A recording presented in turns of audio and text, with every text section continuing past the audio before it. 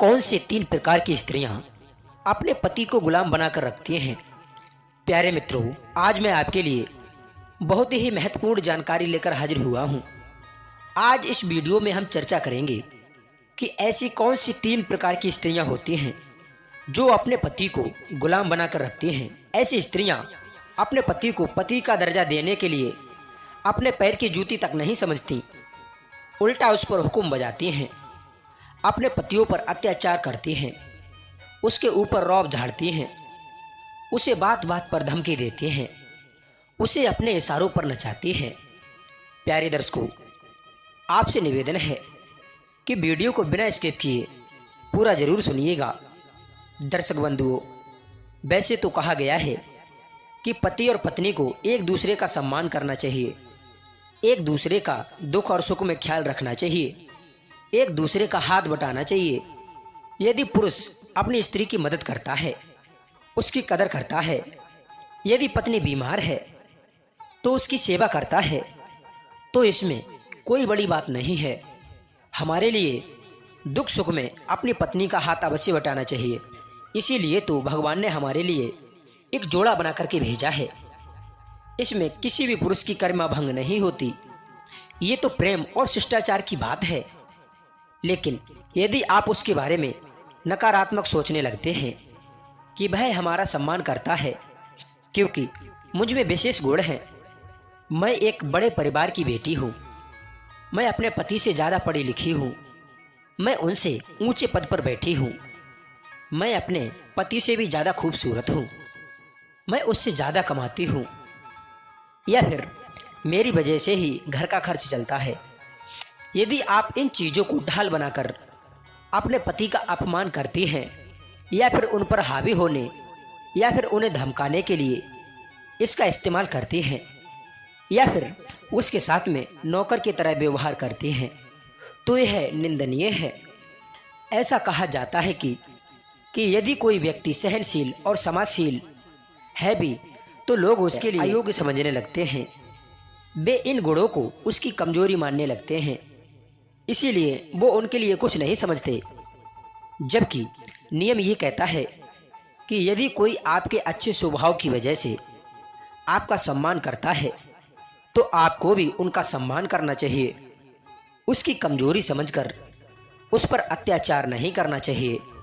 दर्शकों, यदि कोई कम बोलता है, कोई सीधा साधा है और वो आपका सम्मान करता है, तो इसका मतलब ये नहीं कि वह आपसे कमज़ोर है या फिर उसमें भावनाएं नहीं हैं या फिर उसे दुख नहीं होता।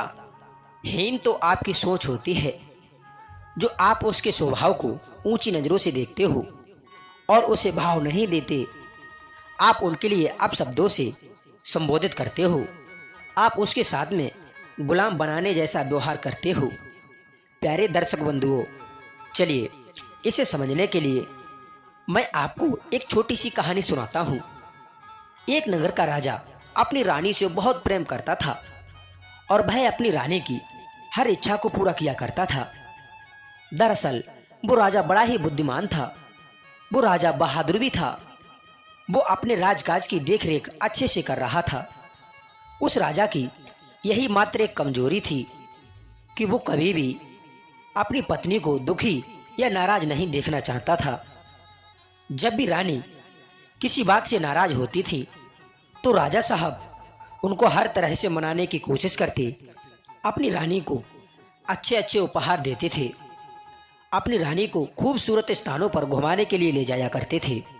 अपनी रानी के खातिर वो राजा कभी कभी तो अपने दरबार भी नहीं जाते थे। वो सारे दिन रानी के साथ में अपने महलों में रहता और उनका मनोरंजन करता था। कभी रानी के लिए गाना गाकर, कभी नृत्य करके, तो कभी उसके लिए मज़ेदार कहानियां सुनाकर। रानी उस राजा के इस प्रकार के व्यवहार से मान भी जाती थी। राजा तो अपनी बुद्धि के अनुसार उसके साथ में अच्छा व्यवहार करता था, क्योंकि यदि पति पत्नी के बीच किसी बात पर मतभेद हो जाए या फिर उनमें से कोई भी एक नाराज हो जाए तो दूसरे का कर्तव्य होता है कि वो उसके लिए मनाए और खुश रखने की कोशिश करे।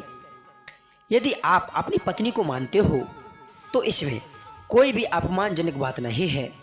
मनाना तो चाहिए ही, लेकिन पत्नी को भी ये सोचना चाहिए कि वह कभी भी इसको नकारात्मक रूप से ना ले, उसके समझाने को उसकी कमजोरी ना समझे, अपने आप में विशेषताएं ना ढूंढे, बल्कि उसे भी उतना ही प्यार और सम्मान दे। पर कई बार पत्नियां अपने साथी की ओर से मिलने वाले प्यार को अपना घमंड बना लेती हैं।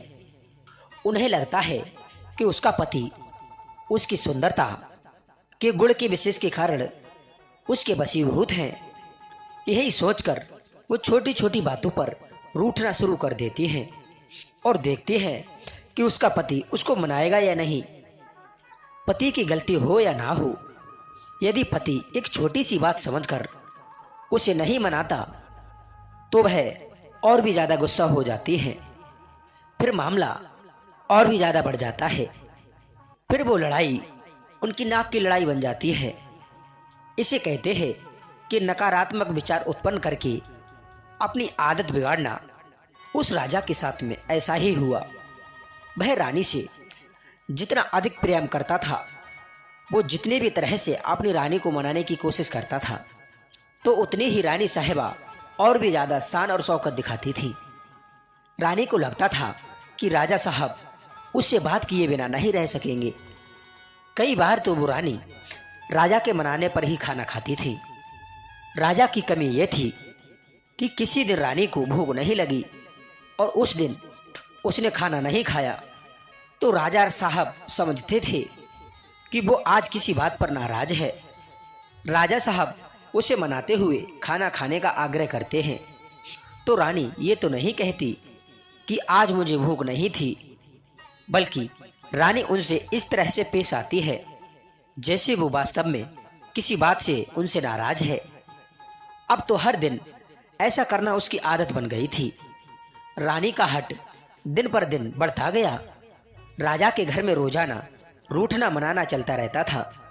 एक दिन की बात है कि वो रानी किसी बात पर रूठकर अपने मायके चली गई। तभी राजा को लगा, जाने मुझसे आज कौन सी बड़ी भूल बन गई जो उसकी प्राण प्रिया उसके लिए छोड़कर चली गई। उस दिन उस राजा ने रानी की याद में भोजन तक नहीं खाया, यहाँ तक कि उसने अपने महल में दीपक तक नहीं जलाया।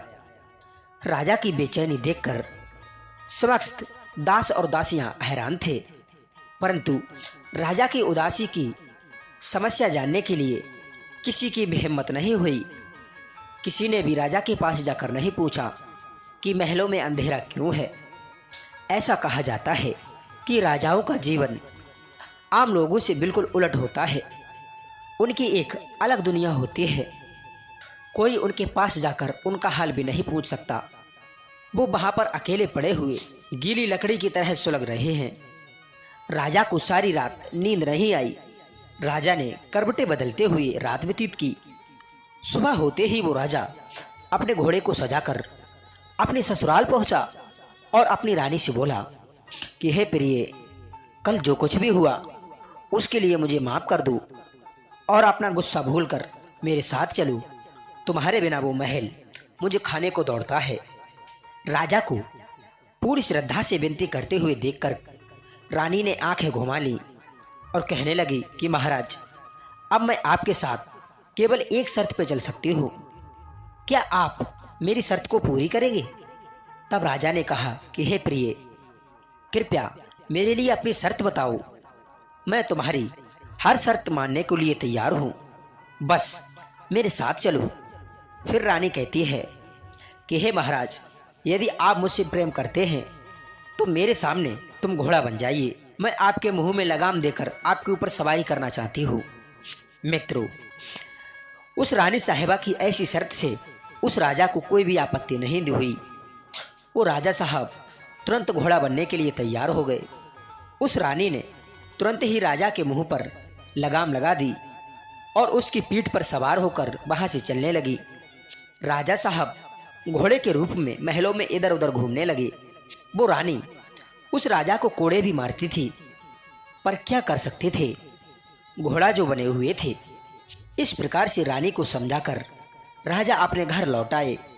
उधर राजा के मंत्री की पत्नी भी किसी बात पर क्रोधित हो गई। और जब मंत्री को पता चला तो वो भी अपनी पत्नी को समझाने के लिए गए। तो मंत्री की पत्नी ने भी एक अजीब सी शर्त रखी। कहने लगी कि यदि आप अपना सर मुड़वा लें तो मैं प्रसन्न हो जाऊंगी। तब मंत्री ने कहा, इसमें कौन सी बड़ी बात है, मैं अपना सिर अबे ही मुड़वा लेता हूँ। ये कहकर उस मंत्री ने अपने सर का मुंडन करवा लिया। मंत्री का मुंडन देखकर मंत्री की पत्नी बड़ा ही प्रसन्न हुई। अगले दिन जब राजा ने मंत्री का मूड मुड़ा हुआ देखा तो पूछा कि हे मंत्री, क्या आपके परिवार में किसी की मृत्यु हो गई है जो तुम सिर मुड़वाए घूम रहे हो? तब मंत्री ने हंसते हुए उत्तर दिया, महाराज, ये सब पत्नी की दयालुता है। उसे खुश रखने के लिए आदमी न जाने क्या क्या करता है। दर्शक बंधुओं, मंत्री का उत्तर सुनकर राजा को ऐसा लगा मानो कि उसकी चोरी पकड़ी गई हो।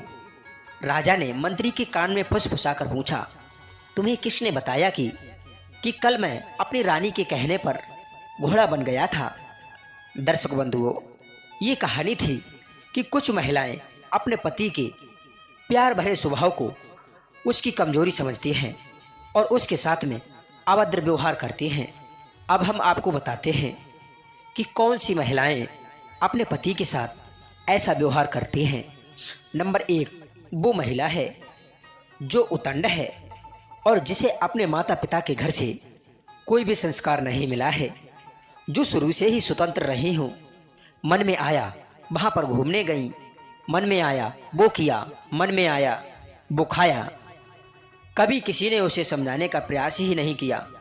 माँ बाप ने भी उसके लिए पूरी छूट दे रखी हो, जितनी मर्जी हो शॉपिंग करो, मौज करो। दुष्ट और आवारा लोगों के साथ में रहने वाली लड़की शादी के बाद कभी भी अपने पति का सम्मान नहीं करती।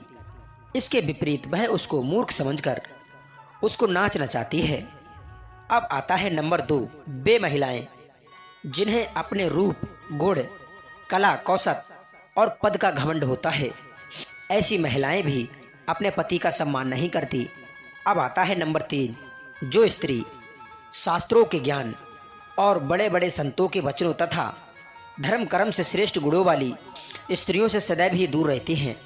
ऐसी स्त्रियां भी अपने पति का सम्मान नहीं करती, क्योंकि जो विद्वान हैं, जिन स्त्रियों ने धर्म ग्रंथ को पढ़ा है, वो उन स्त्रियों से दूर दूर रहती हैं, तो उनके लिए भी ज्ञान नहीं हो पाता है और इसी ज्ञान ना होने के कारण वो अपने पति को कुछ भी नहीं समझती।